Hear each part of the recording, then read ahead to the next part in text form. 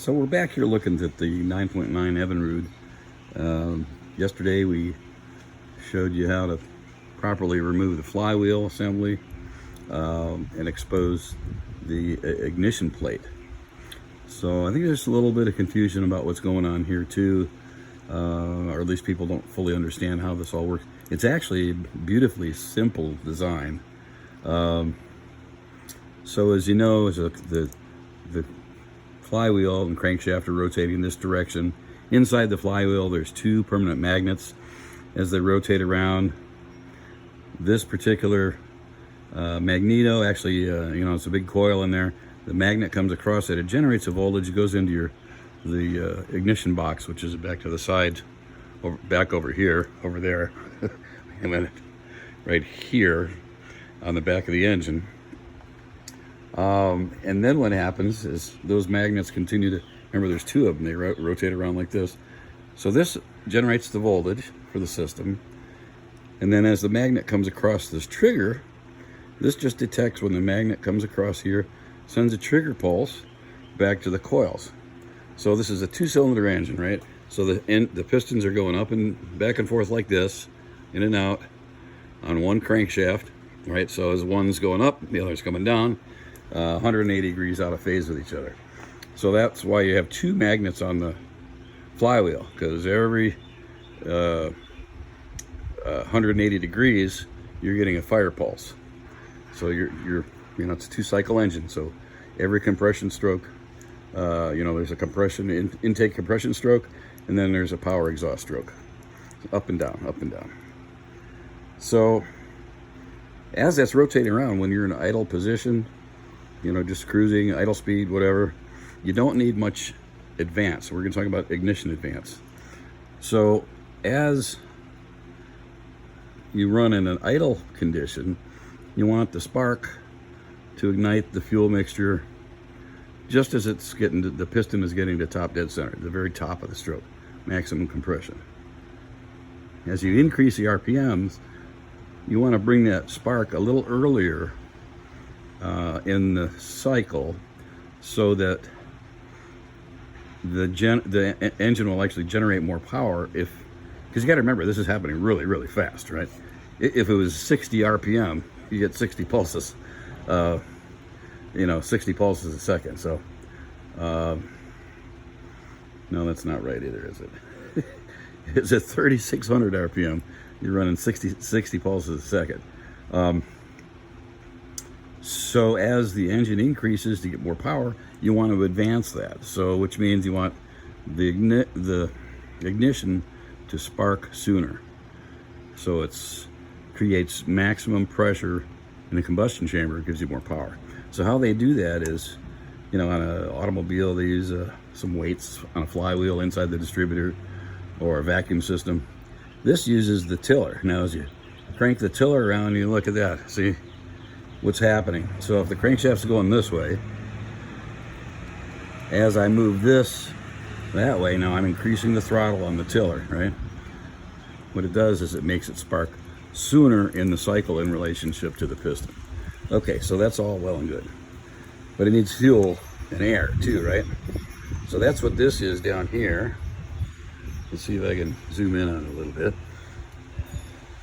This is actually the carburetor. So as this, right now that's opening the butterfly in the carburetor when I pull on this. So this is a little cam follower, and they actually have a cam on this wheel, right? So as I advance the timing, I'm also increasing the carburetor opening position. But now look what's happening, it's stopped. Well, so that's a feature that a lot of people maybe struggle with, don't understand, whatever. There's some safety features built into this engine, and one of them is this lockout mechanism. So you can see what's happening here. I go to advance, bam, I hit this stop. Well, why is the stop there? I got a long way to go here on the throttle yet. Well, that's because it's in neutral. They don't want you to wind it up high RPMs with no load on it. It's bad for the engine. You could kick a rod out of it. A lot of bad things can happen. So it's limited, so you don't do something crazy. Now, if you put it in gear, like say reverse, okay, it comes up, bam, it stops here now, right? So I'm still only opening the throttle part way. I've advanced the timing, opening the throttle, but I'm still not getting, I got a lot more throttle to go here, right? So what's going on with that? Well, that's to limit the RPMs that you can go in reverse on. So if I go back to idle, put it in neutral, okay, we can go a little bit of throttle there. But now if I go in forward, you'll see this cam, or this detent drops down. Now I can give it full throttle. As you can see, now it's opening up the carburetor. Now that's wide open throttle. See, the carb is like maxed out. My advance is maxed out. You know, and we're on a plane. That's what's going on here. So that's just one of the safety features that is tied in with this ignition plate assembly, right? So I'm in neutral again. Again, I got to stop right about where that arrow is. So there's one other thing I want to talk about. I'm going to move the camera over here. So I see a lot of guys messing with the recoil starter. It's obviously a problem area that gets the most use. So let's look at this guy right here.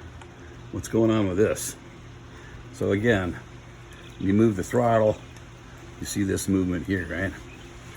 But now, what happens if I really try and crank the throttle and I go to start it, right? I can start the engine there, but if I try to, say I have it in gear and I go to advance the throttle, what happens? This comes down here, right?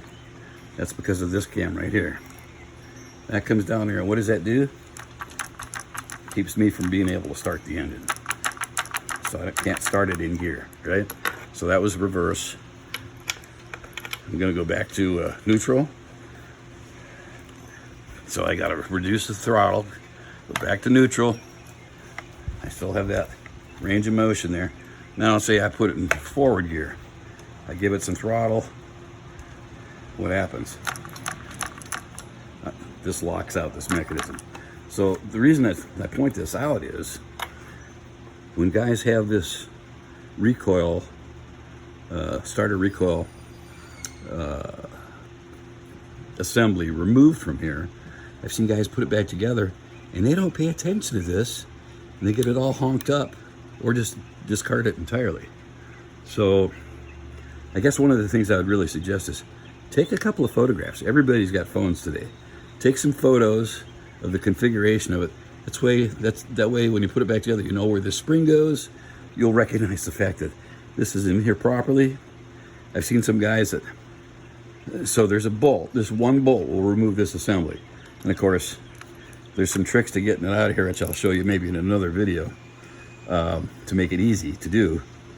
But on this housing, on the bottom side that holds the spring, you know, it's just a long, flat spring that's coiled up in there. The bottom of the housing has a tab that's folded down and it goes into a hole, a specific hole in this housing up here, right below it there. And that clocks this correctly so that this mechanism all works together as well as this here. So, can you see it? Let me see my finger here, sorry about that. This piece here, this is just activates the Bendix. The Bendix that engages the flywheel when you give it a little pull, right? This needs to be here. I saw this rotated around in one of the videos. And the guy was complaining that kept tearing the ropes up. He kept breaking ropes. Well, the rope, this was in backwards, the rope was rubbing against the sharp corner of this metal over here. And, you know, I can understand why you keep breaking the ropes. You're just abrading the rope every time we pull on it. So I'm going to do a little video on how to take this apart. We're actually going to change the rope on this because it's a little short. I think it's probably broke a couple times. So anyhow, that's what we got for today. Just understand what's going on with this engine. Take some photos if you're going to take it apart and try and repair anything. It'll be real helpful. So I hope this helps some guys out there. See you next time.